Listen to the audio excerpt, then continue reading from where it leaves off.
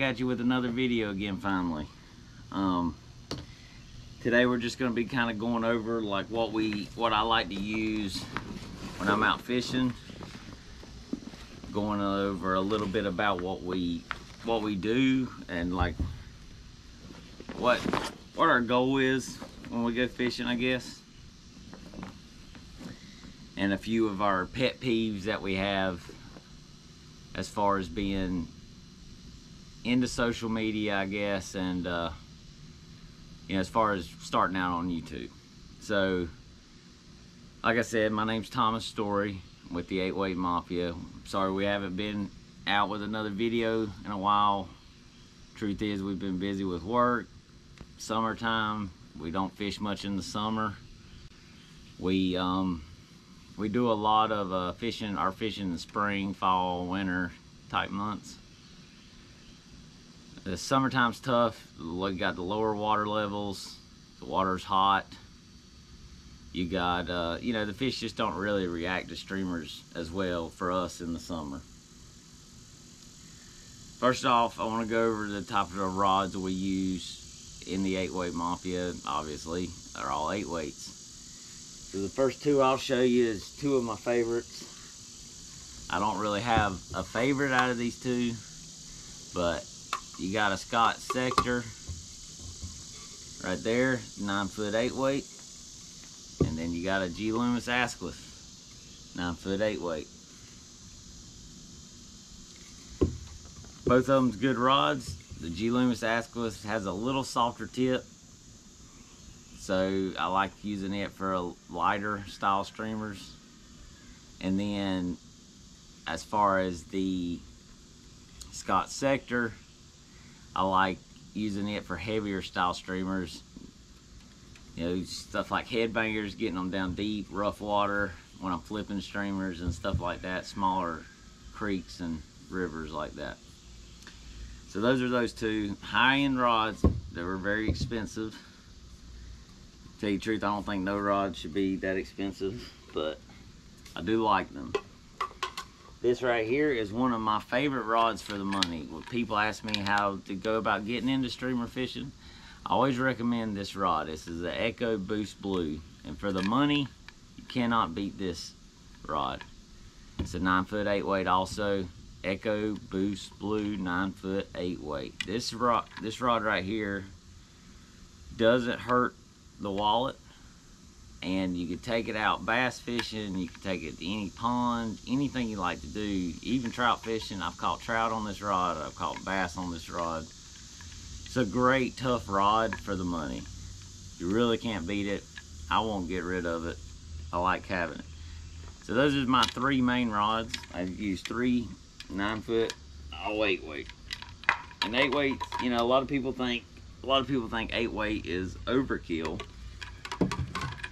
And I started out with a 6, went to a 7. 7 weights felt a little weird, and then we went on up to the 8-weight, and 8-weight we love because we can do a mixture of things with them.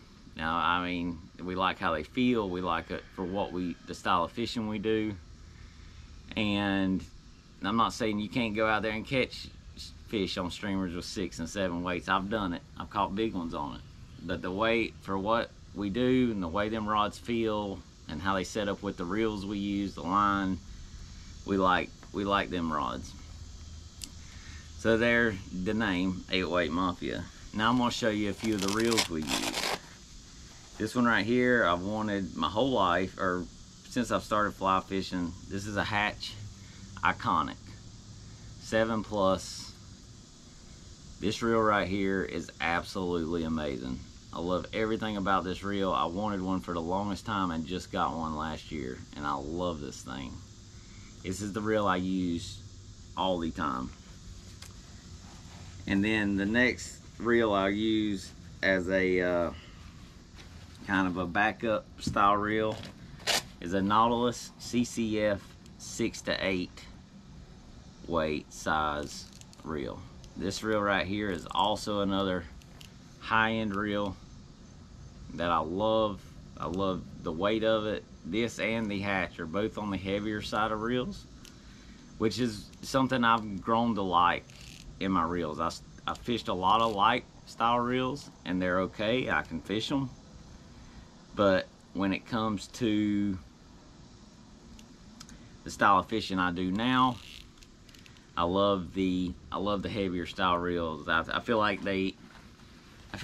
your rod actually feels lighter with a heavier reel, just by how it balances, I guess. I don't know. I'm new. I just know what I like and how it feels, and that's the whole purpose of this video, is just go over with you what we use and stuff. And then we got the leader setup. We use a 20 pound 1 foot section of 20 pound fluorocarbon down to a 3 foot section of 15 pound fluorocarbon. This is maximum fluorocarbon. This stuff is amazing. I highly recommend you using this if you get the chance. A good friend of mine, CJ, actually told me about it, and this stuff, I've been using this for a while now, and this stuff is actually amazing. That's a little bit about the leader setup. The line, I forgot to tell you about the line. The line we use is a Rio Sink Tip 8-weight line. Rio Sink Tip, that's all it is. Stuff is awesome, top notch. I got it on both my reels, and that's what I use for everything I do. It's got that line on it. The net, this right here is a Brady's handmade net. You find him on Instagram, Brady's Handmade Net, and this guy absolutely does amazing work. He can customize any net for your needs. I mean, anything you do. I know a lot of people will laugh at me when I pass them in the creeks and rivers with this big old thing, and they think, what are you gonna net with that thing? With the 8-weight Mafia, we go after big fish. That's what we do.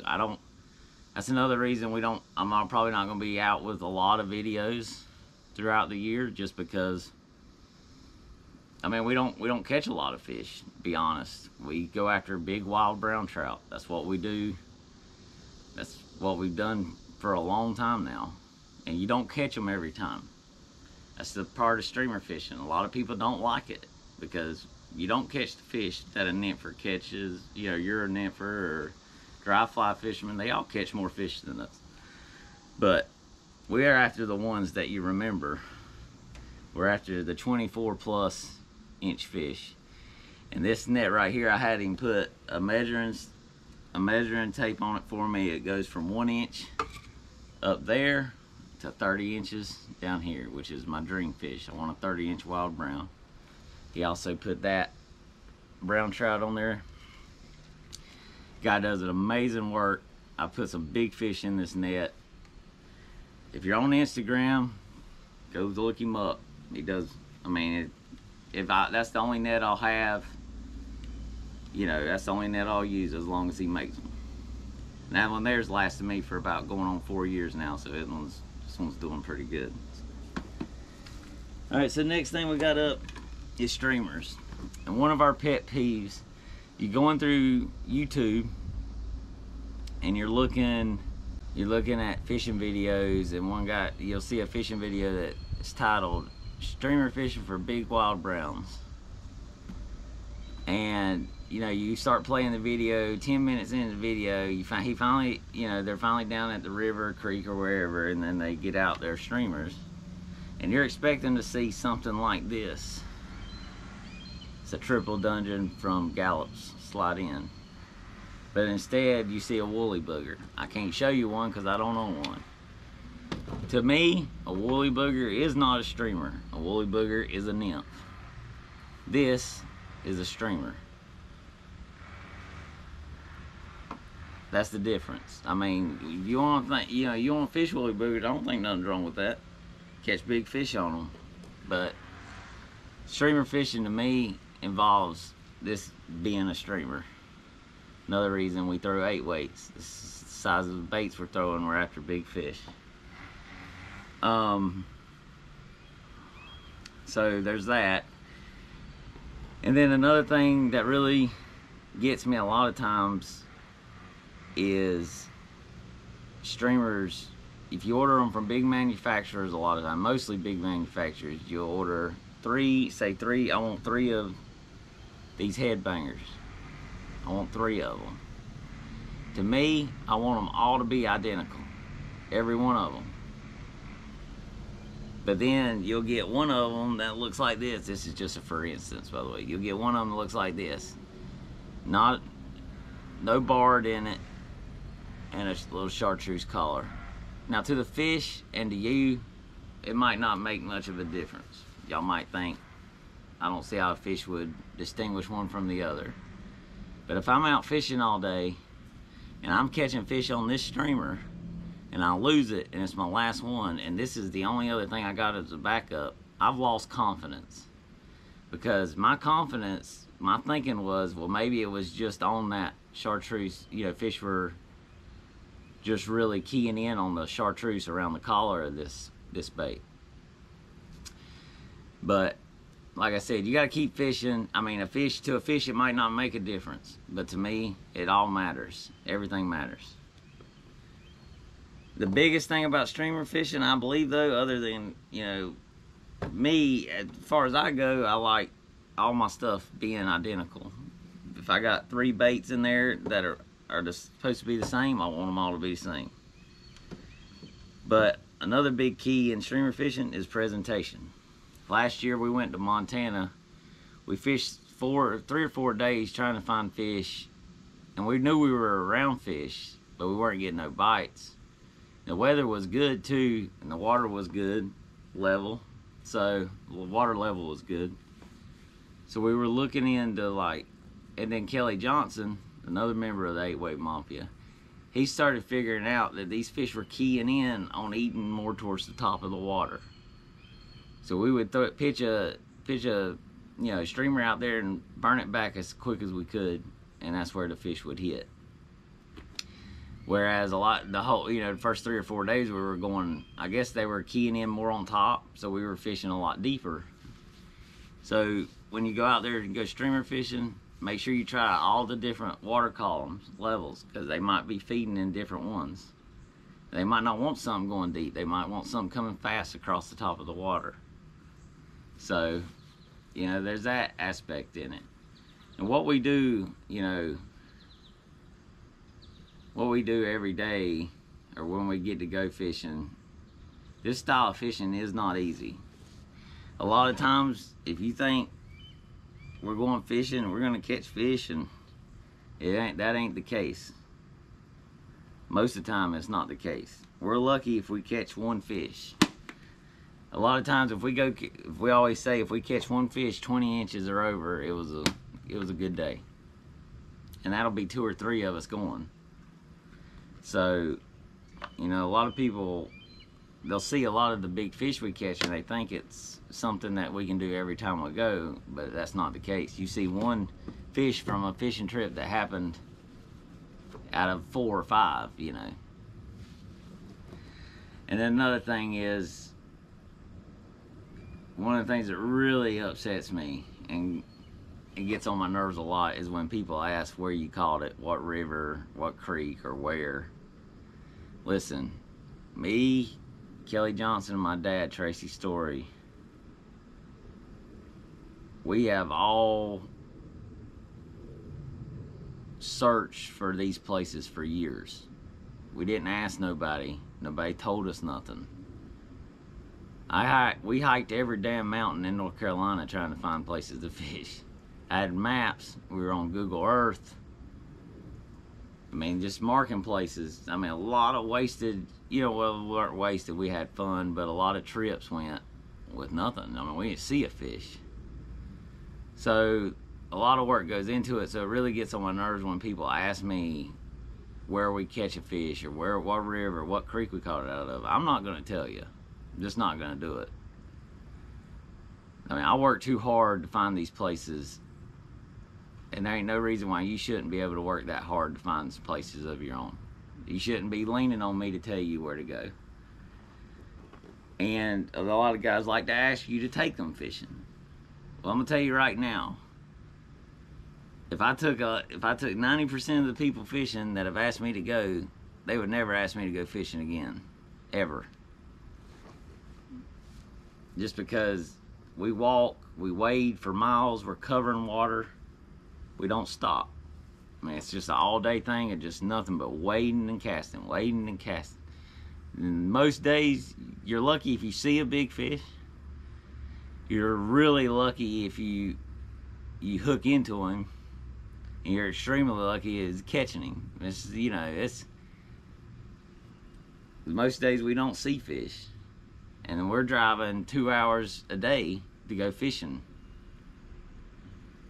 So I mean, I get a little aggravated when people ask me, you know, where we're catching our fish.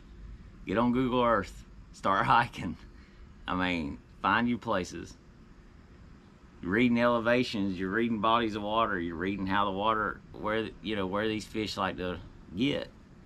And you learn that way. And it's a lot more rewarding when you find a place to fish, go fish it, and you catch a big fish yourself. I mean, you did it all yourself. You didn't get no help. Which brings me to guiding. I'm not a guide. I don't want to be a guide. Guides, to me, are ruining the sport right now. And not all of them. I get, you know, I don't have a problem with every guide. But these guys that go trout fishing for 1 year, fly fishing, learn how to do it for 1 year, and then go get a guide license from Walmart for $14, and then go on Instagram and say they're a guide and they're booking trips, $200 a person. To me, that's a rob. That's robbing somebody. Because what they're going to do is they're going to take you to a public trout stream that's been stocked, that you can go to on your own free will and if you just look it up online, it'll tell you all the public waters, the seasons on them, all the rules and limits you need. And I mean, it'll tell you everything you need to know. So these guys are making $200 off something you could just go online and spend 5-10 minutes looking up yourself and do it yourself. So all these guides like that. Now, if you're guiding on public, you know, wild trout waters, or your own privately owned guided waters, yeah, I'm all for it. You know, if that's the way you make your living. But these guides out there's a lot of guides, especially on Instagram and all these places, that say, you know, they've been guiding. Y'all watch who you're talking to and who you're actually being around. They might not have been fly fishing for a year, and it's something you could learn just going out and looking it up yourself. Save you $200 or however much it is. I never asked for a guide, so I don't know. It might be more, it might be less, but you know, it's just a lot of the things in fly fishing nowadays. It's ruining the sport. It's not helping it. And I mean, I'm all for helping the next angler. I got 2 kids myself. I'd love to help them and teach them how to fish. And I plan on doing that when they get a little older. But, you know, becoming a guide and all that stuff, I mean, you can do it. And if people want to pay you, I guess go get it. But when they figure it out, and then they go tell their friends how to do it, as a client, you just lost, or as a guide, you just lost some clients. Because why do they need you for, again? You can go right back out by yourself next time. You know, they know how to do it. They done told their friends. So then, people that actually know about a good spot, that don't want to tell nobody where it is, go there a few months from then, or, you know, a few months later, and there's a person on every hole in the river. Because guides have went over there and took them, taught them how to do it, and then they done told all their friends. So then, by the next year, you done overfished a place, all because of guiding. So, I don't care much for them. I got friends that are guides, and like I said, they do it, in my mind, in my opinion, they do okay in how they do things, and that's what they want to do. I'm all for it, but yeah, the whole thing about guiding on public stocked waters, I mean, come on, man. about anybody can go catch a trout out of a stocked creek.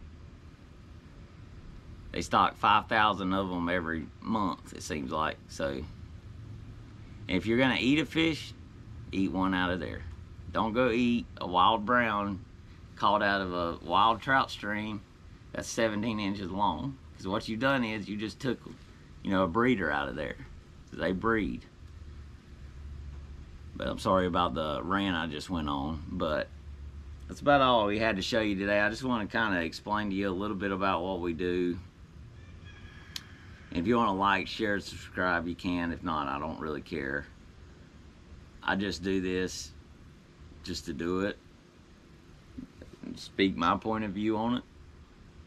And I'm not really in it for anything else. I don't really care about it. But I would like to, as far as the 8-Weight Mafia goes as a group, I would like to put good videos out for y'all guys and good fishing videos, action-packed. We're going to Montana in a few months.